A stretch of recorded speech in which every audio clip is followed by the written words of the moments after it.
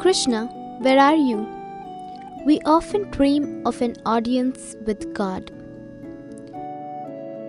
It can, however, seem extremely distant and way beyond our present perception.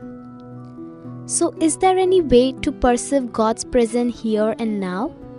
Thankfully, there is a way. How?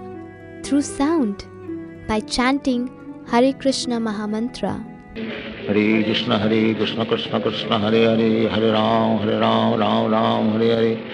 Hare Krishna, Krishna Krishna, Hare Hare, Hare Ram, Ram Hare Hare. Hare Krishna, Krishna Krishna, Hare Hare, Hare Ram, Ram Hare Hare. Hare Krishna, Krishna Krishna, Hare Hare, Hare Ram, Ram Hare Hare. Chanting the Hare Krishna mantra is considered the most important activity within Bhakti Yoga.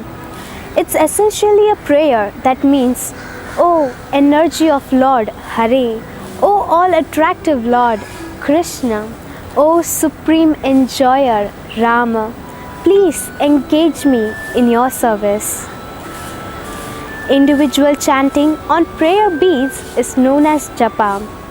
Collective chanting accompanied by musical instruments is known as kirtan. When we chant Krishna's name, Krishna is fully present. Vedic scriptures state that all mantras and processes for self-realization are compressed into the Hare Krishna mantra. In fact, the scriptures go on to explain that there is no other means of spiritual perfection in the present age. Lord Chaitanya, the 15th century incarnation of Krishna, made the sublime practice of chanting Hare Krishna available to everyone.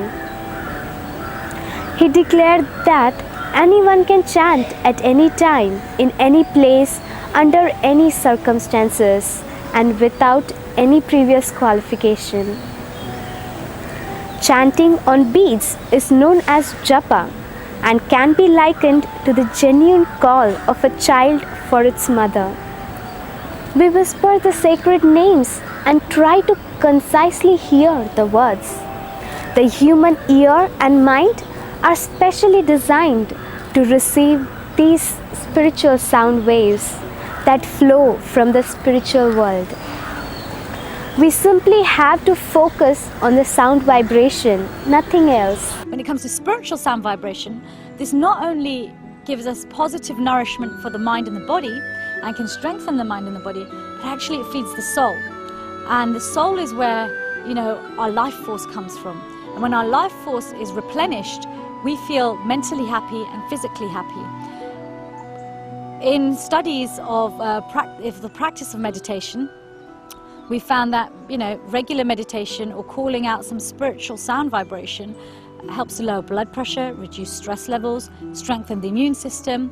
And in mental health services, relaxation methods, mantra meditation are given regularly to our patients as a way to help them to de-stress, unwind and replenish themselves. By making a daily commitment to the process of japa meditation, we gradually free the mind, cleanse the heart, and come into direct contact with God. The early morning hours are considered the most conducive for japa meditation, since the mind can more peacefully flow towards Krishna. The environment is quiet, the body is refreshed, and the mind is less distracted.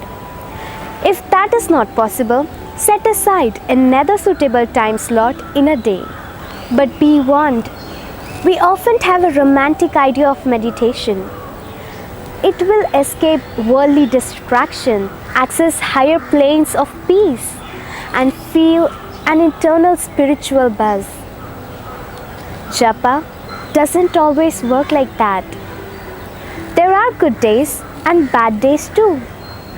Sometimes we experience a sweet pleasure that comes from the simple and rhythmic repetition of the Maha Mantra. Other days, our chanting may feel mechanical, monotonous, and uninspiring. It can become a real struggle when thousands of thoughts whisk through the mind and disturb our focus. But take heart and remember, japa is a practice. It is a spiritual discipline. Great teachers attest that diligent and determined practice will reawaken the innate spiritual joy that comes by conversing with God. When we chant this mantra with attention and absorption, then God immediately comes into our hearts and into our lives. We take the beads, and with these two fingers, we silently finger each bead. On each bead, we chant the mantra once, Hare Krishna, Krishna Krishna, Hare Hare, Hare Rama, Rama Rama, Hare Hare. We then move to the next bead, then to the next, then to the next, until finally we come to the end of the round. That one round of 108 beads usually takes 5 to 10 minutes. As monks in the temple, we chant 16 of these rounds every morning between 5 and 7. You can do 1 round, 2 rounds, 4 rounds, or even a few mantras. But one who practices this ancient art of mantra meditation will see an immediate, tangible, internal peace. Hare Krishna, Krishna Krishna, Hare Hare, Hare Rama, Rama Rama, Hare Hare. Within our tradition, the chanting of these names that we chant, names of God, are meant to cleanse our hearts. My Guru gave a very beautiful example. He said, when water falls from a cloud, it's transparent and pure. But when it comes in the ground, it becomes muddy. The mud is not water. It's something added to the water.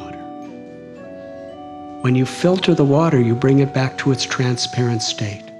Originally, the nature of the soul is to love God and be compassionate to love every living being. But being in contact with the ego and with avidya, ignorance, it accumulates more and more of the dirt of greed and arrogance and envy and lust and anger and illusion. And we think that that's me. But spiritual practice and this chanting of God's names filters the consciousness simply to bring it back to its natural, transparent, divine state, where we access the love that we're all seeking.